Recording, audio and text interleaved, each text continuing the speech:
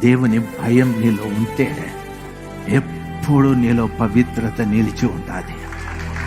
ఎప్పుడు నీలో పవిత్రత నిలిచి ఉంటుంది. ఓసారి ఒక పాస్టర్స్ కాన్ఫరెన్స్లో లంచ్ బ్రేక్ వదిలిపెట్టారు. కొంతమంది దైవ సేవకులందరూ అక్కడ ఉంటే నన్ను కూడా అక్కడికి తీసుకెళ్ళి అందరూ మంచి మంచి మాంసాలు, చేపలు అన్నీ తినేస్తూ ఉన్నారు. నేను ఏదో శాకాహారం తింటూ ఉన్నాను. అయ్యగారు, మీరు మాంసాలు తినరా? ఇదివరకే అన్నీ తినేసినాను. చేపలు తినరా? ఇదివరకే అన్నీ తినేసినాను. ఇంకా ఇప్పుడు తినరా? తిన్నాను అని చెప్పాను. ఒక ఆయన అయ్యో అని ఆపేసి జోబిలో నుండి తీసి ట్యాబ్లెట్ తీసి లటెక్కనేసుకొని నీళ్లు తాగి అప్పుడు తిన్నాడు.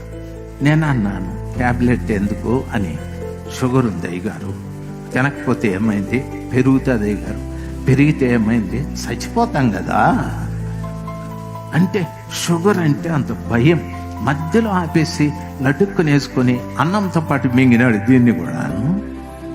ఎంత భయమో మీకు తెలుసా? షుగర్కి భయపడుతున్నా, నీ లోపల ఉంది కాబట్టి. బీపీకి భయపడుతున్నా, నీ లోపల ఉంది కాబట్టి. దేవుని భయం నీలో ఉంటే ఎప్పుడు నీలో పవిత్రత నిలిచి ఉంటుంది. ఎప్పుడు నీలో పవిత్రత నిలిచి ఉంటుంది.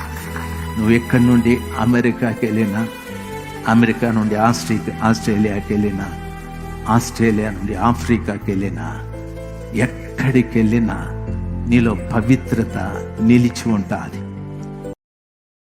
Download ShareChat.